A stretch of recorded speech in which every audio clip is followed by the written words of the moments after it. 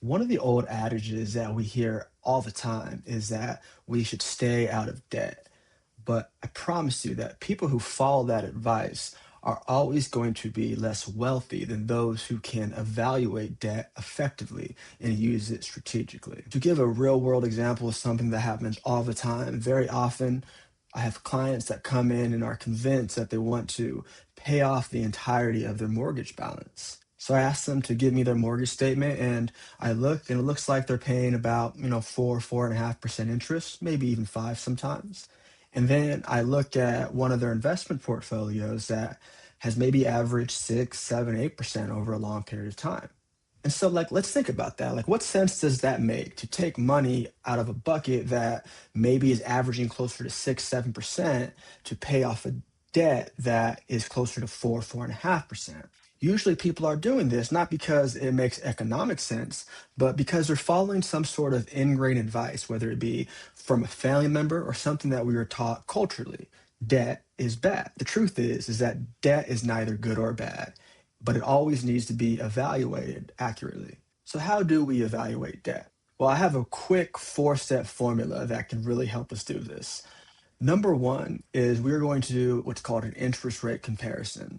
So, there's something out there called the risk free rate of return. That is the interest rate that the US government is paying on its debt, and it's guaranteed. And you can always Google what that rate is. Just Google what is the risk free interest rate. Right now, it's about 4.5%, and that represents a completely risk-free investment. So if we think about this, if we can get a 4.5% interest rate risk-free, then a 3 or 4% interest rate on a mortgage has very strong value. Even if the interest on the debt is 6%, that might seem like a lot, but compared to a 4.5% rate, it actually isn't that high. And this is a concept that we're very familiar with. $4 for a cheeseburger is a really good value if cheeseburgers regularly cost $10. But it's a really poor value if cheeseburgers only cost 3. Number two is called lifespan matching. And it's a really simple concept. Most of us go into debt to buy something. And so if you're going to go into debt to buy something, ask yourself, is that something I'm going to buy?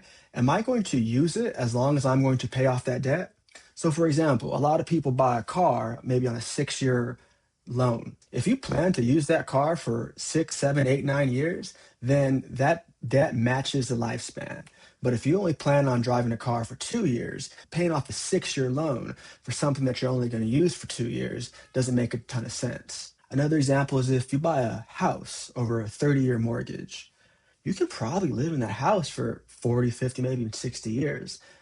That is a good lifespan match. Number three, we're going to keep the focus on the asset that we're going into debt to buy. And we're going to ask ourselves, is this going to grow? Is this going to make me money over time? For example, a car, we all know once you take that car off the lot, depreciation hits it instantly. So that's not a great growth opportunity. A house, though, that typically goes up in value. And number four, we need to ask ourselves, is this debt tax advantage? So, like, for example, a lot of us can deduct the interest on our mortgage on our tax return. We can also deduct, in most instances, your student loan interest. So that debt has some tax advantage with it, whereas a credit card debt, not so much. So let's do some real world examples. And here's the one that's top on everybody's mind nowadays: student loan debt. So most subsidized student loan debt is about, 6 to 7% interest rate. So that interest rate is a little bit higher than the risk-free rate. That's something we need to take note of. But let's take a look at our lifespan matching here. You can use your college degree for the rest of your life. So there is a good lifespan match, even if you pay off the loan for the rest of your life. Growth opportunity.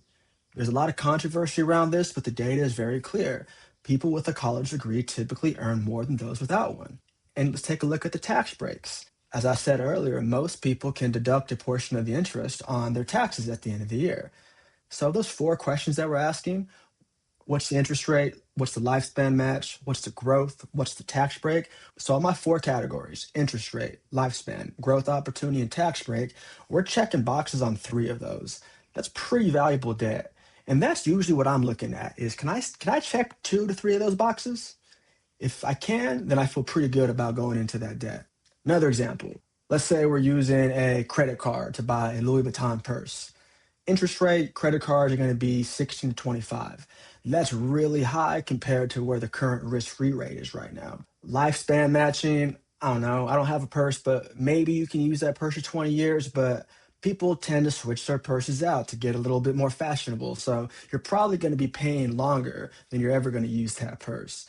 And in a credit card, you could theoretically pay that thing off for the entire life. So the lifespan match isn't great there. Growth opportunity, I don't see a ton of people making money off of reselling Louis Vuitton purses, so probably not a lot of growth opportunity there. And certainly there's going to be no tax breaks. So the debt is probably not as valuable compared to other opportunities. The bottom line is, though, that every time you go into debt or every time you make any financial decision, you need to evaluate it based on a set of principles. For debt, we're going to look at interest rate, lifespan, growth opportunity, and tax breaks. As I said earlier, I typically want to see at least three check marks on those four categories. Now, all that being said, what I just gave you is a dollars and cents way to evaluate debt objectively as possible. But the way we experience finances isn't necessarily objective. It's very subjective to a lot of feelings and emotions.